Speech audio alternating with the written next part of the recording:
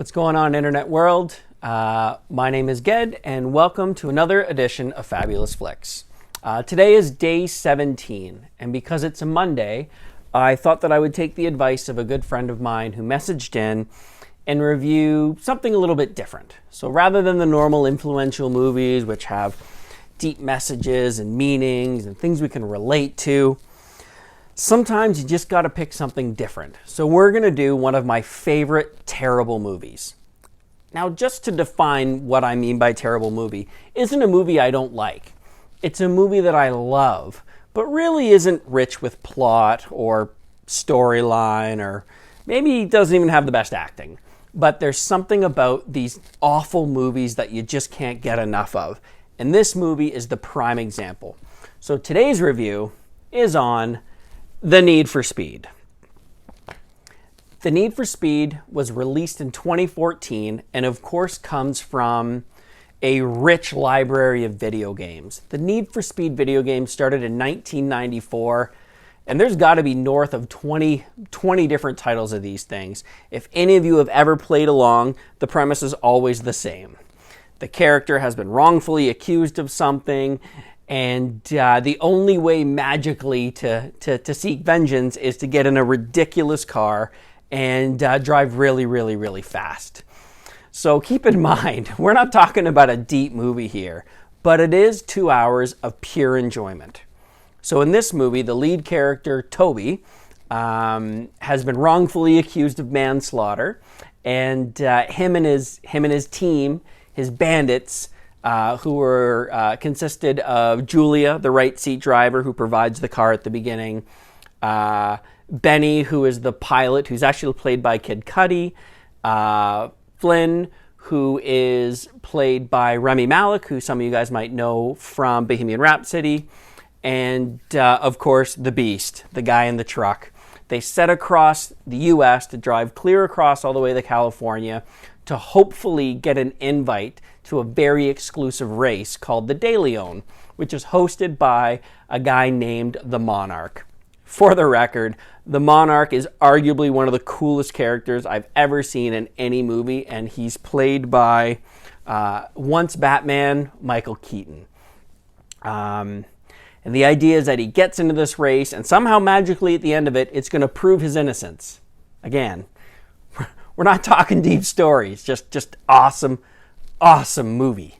So the factoid, the cool factoid in this, and this was kind of a new one for me. I didn't know this until I started doing a bit of research. The title for this movie and the title for the entire Need for Speed franchise actually comes from my number one movie of all time, Top Gun, and comes from this historic line. I feel the need for speed. Ow! Right? And even in the movie, they pay homage to this by Benny, who is played by Kid Cudi, who's the pilot in this, will only go by the call sign Maverick. Awesome factoid. So why do I love this movie? I love this movie because, for once, it's not about messages. It's not about what you take away from it that can help better your life. Sometimes you need to just sit down in front of the TV, turn the volume up as loud as you're physically able to, and be lost in mind-numbing, crazy car scenes.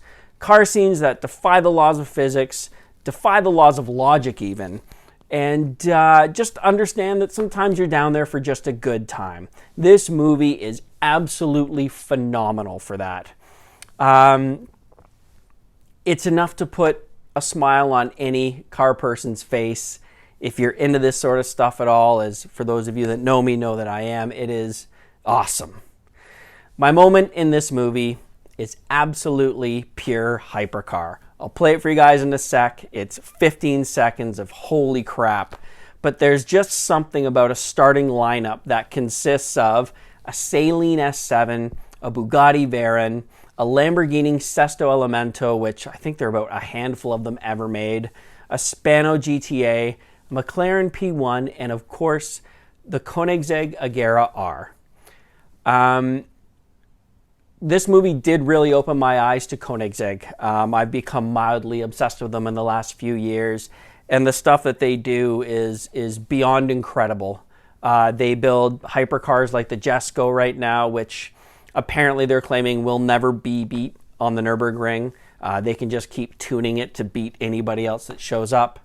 The Regera is their current model. You can have one if you want. They go from between 2 and 3 million euros. So you're looking at about $4.5 million. But what I love about Koenigsegg is their big contribution to the world will probably be nothing to do with a hypercar. They're working on a technology called free valve, which could possibly change the combustion engine like forever. Way off on a tangent. Obviously, I'm a huge fan of the company, huge fan of this movie. Please enjoy my moment.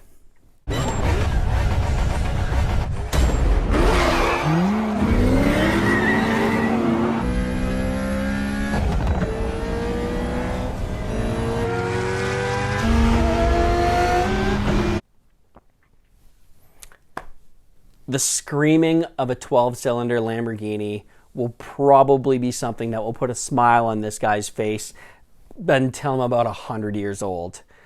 So for your mindless, absolute enjoyment, please enjoy the Need for Speed. Unfortunately, this one is, again, not available on the streaming sites, so you're going to have to rent it or stream it from a box. In this case, I would recommend renting it because the audio track in this is incredible. For those of you that know me who have a Blu-ray player, I'm even happy to loan it to you. So until next time, we'll see you.